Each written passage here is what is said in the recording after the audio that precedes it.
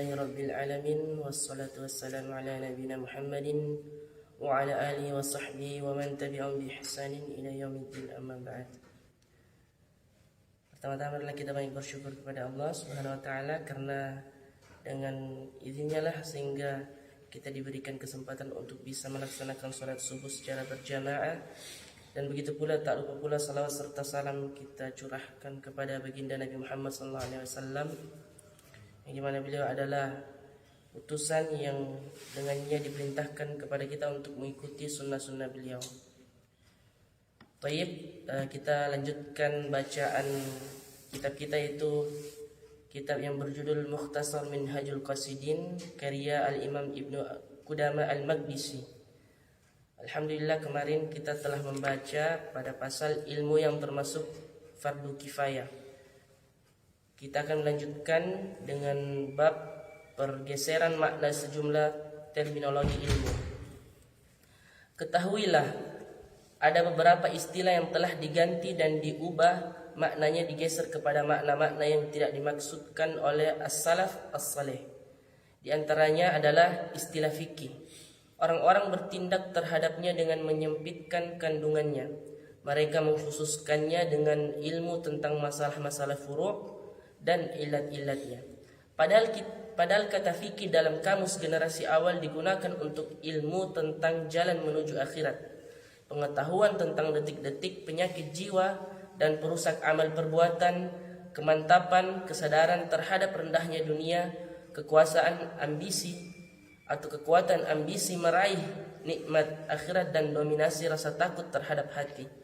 Karena itu Al-Hasan Al-Basri berkata, orang yang faqih hanyalah orang yang zuhud di dunia, menginginkan akhirat, memahami agamanya, teguh dalam beribadah kepada Tuhannya, berhati bersih dan berlidah jernih dari kehormatan kaum muslimin, menjaga diri dari harta mereka dan tulus memberikan kebaikan buat mereka.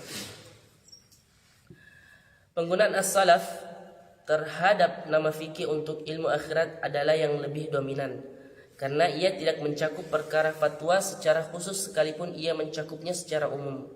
Dari pengkhususan ini diketahui kerancuan orang-orang terdorong untuk mengkhususkan diri di bidang ilmu fatwa secara lahir dan berpalingnya mereka dari ilmu muamalat akhirat. Kata kedua ilmu. Kata ilmu dahulu digunakan untuk ilmu tentang Allah, ayat-ayatnya, yakni nikmat-nikmat dan perbuatan-perbuatannya pada hamba-hambanya. Selanjutnya orang-orang menyempitkannya dan menggunakannya secara umum untuk orang yang mendebat dalam masalah-masalah fikih, walaupun yang bersangkutan bodoh di bidang tafsir dan hadis. Kata ketiga tauhid. Kata ini dahulunya merupakan petunjuk bagi Anda agar meyakini bahwa segala urusan adalah dari Allah, sehingga Anda tidak lagi melongok kepada sebab dan sarana. Hal itu membuahkan tawakal dan ridha. Namun sekarang kata ini digunakan untuk ilmu kalam di bidang usul. Hal itu termasuk kemungkaran dalam pandangan as-salaf. Kata keempat, tadzkir dan zikir. Allah berfirman, wa dzakir fa inna dzikra tanfa'ul mu'minin. Dan tetaplah memberi peringatan, karena sesungguhnya peringatan itu bermanfaat bagi orang-orang yang beriman. Dan Nabi SAW bersabda, "Idza marartum bi riyadil jannah farta'u." Qala wa ma riyadul jannah? Qala ma majalisul dzikr. Bila kalian melewati kebun surga, maka masuklah. Para sahabat bertanya, apa itu kebun surga? Nabi menjawab, majelis-majelis zikir. Selanjutnya orang-orang mentransfernya kepada kisah-kisah, cerita-cerita bualan dan dongeng-dongeng yang tak karuan juntrungnya yang mengisi majelis-majelis para tukang cerita. Barang siapa yang memasukkan kisah orang-orang terdahulu ke dalam nasihatnya, maka hendaknya dia menyadari bahwa kebanyakan yang dikisahkan dalam hal itu tidaklah sahih atau tidak benar. Sebagaimana mereka menceritakan bahwa Nabi Yusuf alaihissalam telah membuka ikatan celananya, bahwa Nabi Yusuf juga melihat Yakub menggigit tangannya, bahwa Nabi Daud alaihissalam memerintahkan Uria untuk terjun di medan perang sehingga dia gugur. Kisah semacam ini sangat membahayakan orang-orang yang mendengarnya. Cerita dan dongeng bualan adalah termasuk di antara yang paling berbahaya bagi orang-orang awam, karena ia menyinggung cinta, hubungan dan pedihnya perpisahan. Padahal kebanyakan hadirin adalah orang-orang lemah akal yang hati mereka dipenuhi oleh hawa nafsu dan kegandrungan kepada gambar. Maka hal itu tidak menggerakkan kecuali sesuatu yang bersemayam dalam jiwa mereka. Akibatnya api hawa nafsu berkobar, maka mereka berteriak, dan semua itu adalah kerusakan. Terkadang dongeng bualan itu mengandung klaim-klaim panjang lebar sebagai kecintaan kepada Allah. Padahal hal ini adalah mudarat besar. Beberapa orang petani meninggalkan sawah ladang mereka dan tidak mengurusinya, dan selanjutnya sibuk menyebarkan hal-hal seperti ini. Kata kelima, hikmah. Hikmah adalah ilmu dan mengamalkannya. Ibnu Qutaibah berkata, seseorang laki-laki bukanlah orang yang bijak ahli hikmah sebelum dia menggabungkan ilmu dan amal.